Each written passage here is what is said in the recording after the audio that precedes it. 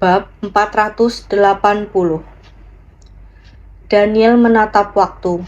Sekarang sudah pukul 10 malam. Seharusnya hasilnya bisa keluar sebelum Tracy kembali. Ia mengancingkan kancing manset lengannya, lalu berdiri menuju bangsal anak-anak. Dipisahkan oleh kaca tembus pandang, Daniel dapat melihat Carlos kecil yang terbaring di atas ranjang. Punggung tangan Carlos dipasang infus. Wajah kecil tampannya memiliki ruam merah. Kening kecilnya mengerut. Tidur pun tidak tenang. "Mami, Mami," tiba-tiba Carlos mengigau dengan suara rendah. Daniel bergegas masuk ke dalam dan berdiri di samping ranjang. Melihat Carlos yang tidur tidak tenang, ia sangat ingin menenangkan anak itu, tetapi ia tidak tahu bagaimana caranya. "Mami akan segera kembali, jangan takut." Perawat Firly bergegas masuk ke dalam dan memegang tangan Carlos, lalu menepuk dadanya pelan-pelan.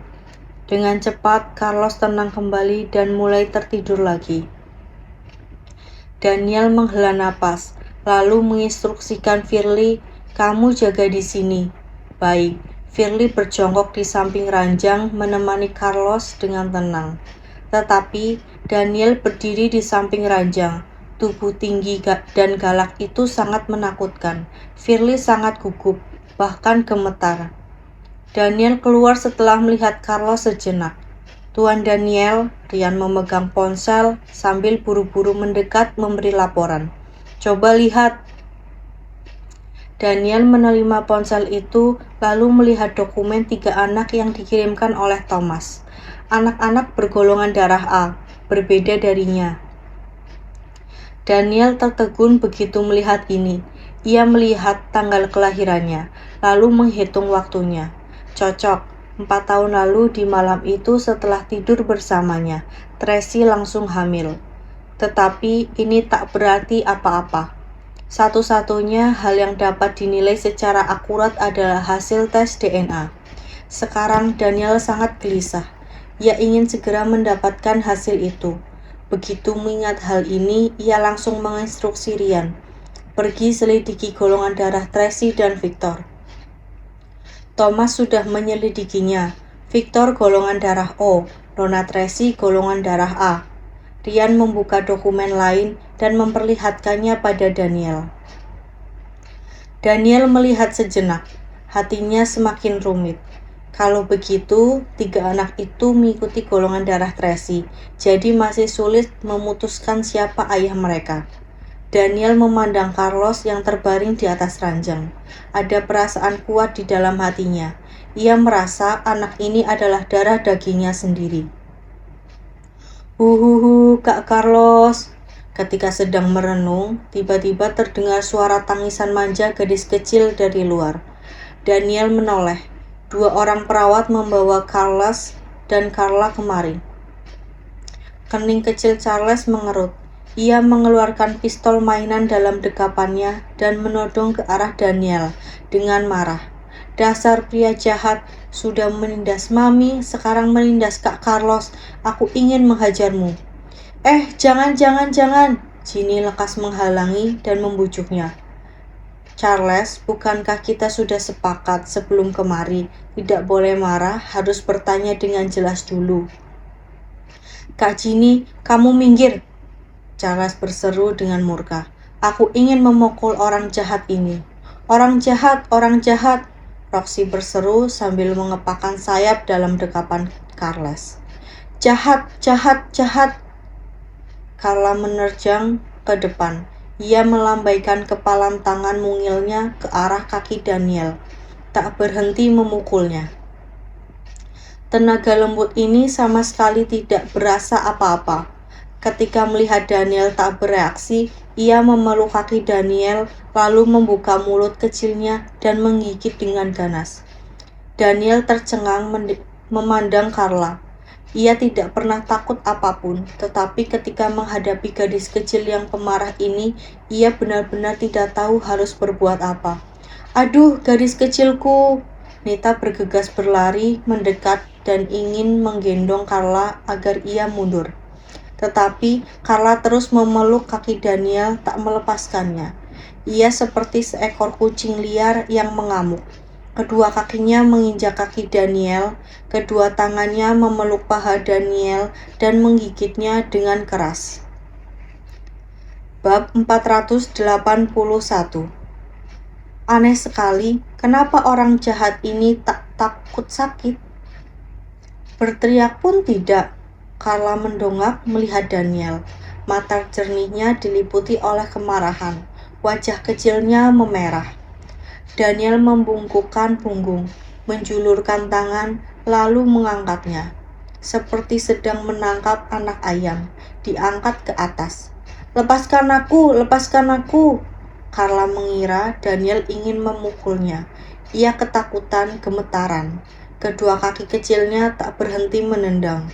Lalu mulut kecilnya cemberut dan menangis keras. Lepaskan Carla! Charles bergegas menodong pistol ke arah Daniel. Dor, dor, dor! Peluru kecil seukuran kacang kedelai menembak kaki Daniel. Ternyata sakit juga. Ini lebih keras dibandingkan gigitan Carla tadi. Berhenti! Tepat di saat ini, beberapa pengawal sedang mengarah kemari. Pas sekali mereka melihat Tuan Daniel sedang ditindas oleh anak-anak. Mereka bergegas mendekat. Charles segera menggunakan pistol mainannya menodong ke arah mereka, mencoba mengusir mereka. Tetapi seorang pengawal langsung merebut mainannya. Kembalikan pistolku!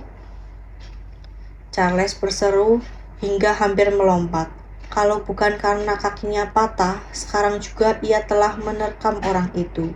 Lancang sekali, ucap Daniel dingin. Beberapa pengawal langsung mundur ke samping dan juga mengembalikan pistol mainan kepada Charles. Charles, anak baik, jangan berulah lagi. Ginny lekas membujuknya. Tuan Daniel tidak akan melukai Carlos. Lalu kenapa Kak Carlos ke sana malah sakit? Charles melototi Daniel dengan murka. Daniel mengangkat Carla mendekat Charles. Ia meletakkan Carla di samping Charles, lalu berjongkok, memandang kedua anak dengan sejajar. Ketika ia sedang bersiap menjelaskan, tiba-tiba Charles melambaikan tinju kecil mengarah hidung Daniel. Bam! Sakit sih, tidak sakit, tetapi sangat memalukan. Daniel memejamkan mata, ia mengernyitkan kening. Semua orang terkejut, mereka sama sekali tidak menduga Charles akan meninjunya. Presiden Daniel yang arogan dan terhormat mana bisa dipermalukan seperti ini. Apakah ia akan...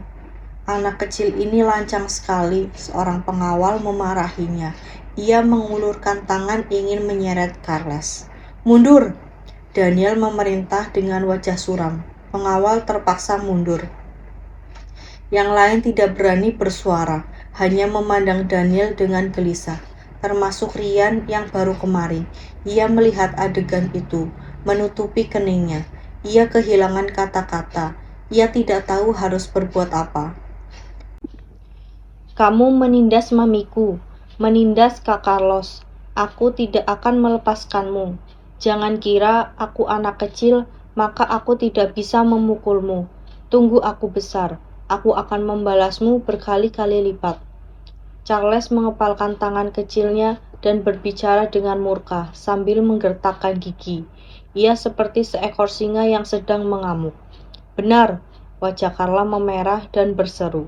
Dasar orang jahat, dulu kamu menggendongku. Aku kira kamu sudah berubah menjadi baik. Ternyata kamu memang sejahat ini.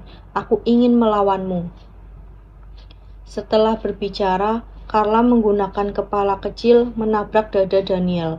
Tenaga anak itu kuat. Ia hampir menjatuhkan Daniel ke lantai. Untung saja Daniel orang yang bisa bela diri. Ia stabil seperti gunung. Hanya goyang sedikit, namun sama sekali tidak jatuh. Tetapi ia merasa tidak adil di dalam hatinya. Ia dapat mengalahkan binatang buas atau musuh yang kejam dalam satu gerakan. Tetapi sekarang ia tak berdaya di hadapan 3 anak menggemaskan ini. Di saat ini, sang penolong akhirnya tiba. Charles, Carla, terdengar suara lemas Carlos diliputi dengan sikap tegas seorang kakak. Jangan sembarangan. Daniel menoleh melihat ke arahnya. Entah kapan, Carlos turun dari ranjang. Ia berjalan ke ambang pintu sambil membawa tiang infus. Wajah kecilnya pucat. Ia tampak kelelahan. Paman Daniel tidak menyakitiku. Aku yang tidak berhati-hati. Minum jus yang mengandung kiwi. Jadi aku alergi. Kak Carlos, Carla berlari mendekat dan memapahnya, lalu bertanya dengan perhatian. Kakak baik-baik saja, sakit tidak? Sedikit sakit, Carlos mendesah tak berdaya. Padahal aku sedang tidur, kalian malah menggangguku. Kak Carlos, maaf. Charles menggerakkan kursi rodanya dan berkata dengan cepat. Aku kira terjadi sesuatu denganmu. Aku cemas sekali. Seharusnya kamu minta maaf pada Paman Daniel. Charles menggerakkan dagunya menunjuk Daniel. Bab 482. Charles menatap Daniel dengan takut-takut. Ia ragu berbicara. Ia merasa dirinya harus meminta maaf, tetapi ia tidak bisa membuka mulutnya. Walaupun ia hanyalah anak berumur 3 tahun, tetapi ia juga punya harga diri. Sudahlah, Daniel bermurah hati. Istirahatlah baik-baik. Kemudian, ia menginstruksikan 3 orang perawat itu. Jaga mereka baik-baik. Baik, Presdir. Ketiga perawat bergegas maju menjaga anak-anak. Daniel melihat Carlos sejenak, lalu membalikan badan pergi. Rian bergegas mengikutinya. Daniel menginstruksikan Rian dengan suara rendah. Lalu Rian menoleh dan memerintahkan kepada mereka. Kalian semua jaga baik-baik keamanan 3 anak ini. Baik, 4 pengawal itu menundukkan kepala menerima perintah. Carlos, Charles, Carla, mari kembali ke kamar. 3 perawat membawa anak-anak masuk ke dalam kamar pasien. Di luar, 4 orang pengawal berjaga seperti patung, tidak membiarkan orang lain mendekat. Mereka sedang apa? Carla agak takut. Ia bersembunyi di dalam dekapan Nita, lalu menatap keluar dengan takut. Jangan takut, mereka adalah orang yang diminta Presdir Daniel untuk melindungi kalian. Nita menghibur Carla. Kak Carlos, cucu besar itu bukan orang jahat. Charles mengernyitkan kening lalu bertanya dengan cemas. Apakah dia yang menculik Mami? Aku sudah bicara dengannya. Ia tidak menculik Mami. Charles berbaring kelelahan di atas ranjang. Ia bilang besok malam Mami akan pulang. Benarkah? Charles bersukacita. Wajah tampannya menyunggingkan senyuman. Bagus sekali, Carla bertepuk tangan dengan senang. Akhirnya bisa bertemu Mami. Mami, Mami, Roxy berseru sambil mengepakkan sayap. Sudahlah, Charles, Carla, Carlos perlu istirahat. Kalian juga istirahat ya. Perawat Firly membujuk Charles dan Carla. Pas sekali, di samping sini ada 2 ranjang kecil. Kalian tidur dulu. Kakak pergi buatkan susu. Botol susuku dibawa kemari. Mata besar Carla berbinar. Ia bertanya dengan penuh harapan.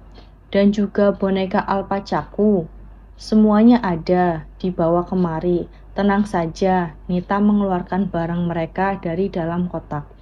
Aku tidak mau botol susu. Aku mau minum dari gelas. Aku adalah laki-laki sejati. Charles mengecilkan suara. Takut mengganggu Carlos. Oke, pria sejati, silahkan naik ke tempat tidur dulu. Ketiga perawat sibuk menjaga 3 anak. Di sisi lain, Daniel ke ruang laboratorium. Ia menunggu hasil dari Lily di sana. Rian merasa Daniel agak tergesa-gesa, tetapi ia paham perasaan tak sabarnya itu. Jika 3 anak itu adalah anak kandung Tuan Daniel, maka hubungannya dengan Tracy akan semakin stabil. Bahkan masalah pemegang warisan grup Wellens pun dapat terselesaikan. Ponsel Rian bergetar. Ia melihat sekilas, lalu berkata kepada Daniel, "Paman Sanjaya yang menelpon. Jangan beritahu dia masalah tes DNA." Daniel memberi perintah. Baik, walaupun Rian tidak paham alasannya, tetapi ia hanya mematuhi perintahnya. Lalu ia menjawab telepon langsung di tempat. "Paman Sanjaya?" "Kedua anak lainnya juga ke rumah sakit, Kasih?" tanya Sanjaya. "Iya, baru sampai," Rian menjawab. "Kedua anak itu memukul dan memarahi Tuan Daniel. Untung saja Tuan Daniel tidak marah dengan mereka." "Mana mungkin Tuan muda marah pada anak umur 3 tahun, Sanjaya menghela napas. Ketiga anak itu sangat menggemaskan. Jika sering-sering berhubungan dengan mereka, Tuan Daniel juga akan menyukai mereka." "Benar kata Anda," Rian tersenyum. "Aku barusan mendapatkan telepon dari Nona Devina. Ia bilang besok malam akan datang menjenguk Tuan Besar." Nada bicara Sanjaya semakin suram. "Apakah Tuan tahu masalah ini?" Rian tidak menjawab. Ia menyerahkan ponsel kepada Daniel.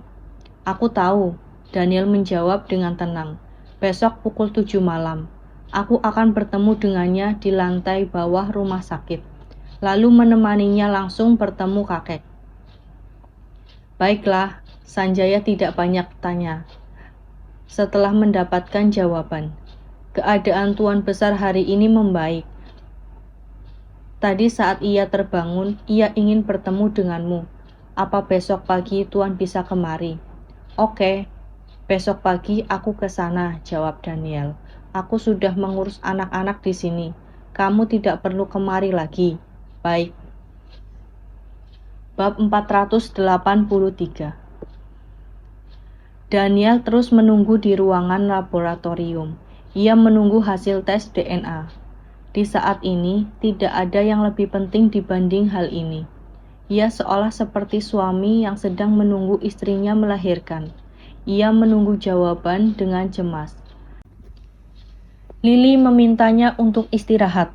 Katanya setidaknya butuh beberapa jam untuk menunggu hasil identifikasi keluar. Tidak perlu terus menunggu. Daniel meminta 2 orang pengawal berjaga di sini. Ia berjalan kembali ke bangsal anak-anak. Walaupun hasil belum keluar, tetapi sekarang ketika memandang 3 anak ini, ia semakin merasa mereka adalah darah dagingnya sendiri. Ketiga anak itu sudah tertidur di dalam kamar. Carlos tidur nyenyak. Postur tubuhnya sangat rapi menunjukkan karakter tegasnya. Charles tidur miring, dengan kaki gipsnya berada di atas paha perawat Ginny. Ia mendekap pistol mainan dalam pelukannya. Carla mengemut empeng di mulutnya. Ia tidur nyenyak sambil memeluk boneka alpaca. Melihat 3 anak yang patuh ini, hati Daniel menjadi lunak. Dulu ia merasa 3 anak ini sama sekali tidak mirip dengannya. Tetapi sekarang dilihat-lihat, sepertinya agak mirip. Terutama dominasi bawaan lahir yang melekat di antara alis mereka. Ini adalah karisma turunan keluarga Wellens. "Huhuhu, Mami." Tiba-tiba, Carla terbangun dan menangis memanggil Mami. Nita sedang mendengkur di ranjang. Ia sama sekali tidak mendengar. Daniel lekas mendekat. Ia mempelajari cara perawat menenangkan Carlos tadi. Ia memegang tangan kecil Carla dan menepuk pundaknya dengan pelan. Dengan cepat, Carla tenang kembali. Ia memeluk lengan Daniel dan lanjut tidur. Daniel menunggu Carla tertidur lelap, lalu mencoba melepaskan lengannya. Tetapi, Carla memeluknya begitu erat. Begitu ia bergerak sedikit, gadis itu langsung bergerak. Ia hanya bisa membiarkan lengannya dipeluk Carla. Lalu ia terus membungkukkan pinggang. Setelah begitu lama, ia merasa kesulitan, lalu ia berjongkok. Setelah berjongkok sejenak, kakinya menjadi mati rasa. Ia ingin duduk, tetapi ia melihat karpet yang walaupun tak bernoda, namun dalam rumah sakit pasti banyak kuman. Pada akhirnya, Daniel terus berjongkok 1 jam, 2 jam. Akhirnya, ia tak mampu bertahan lagi. Ia duduk di lantai dan memandang Carla dengan tenang. Anak ini penuh dengan bau susu. Wajah mungil cantik itu mirip dengan maminya. Bahkan kepolosannya saat tidur pun sama.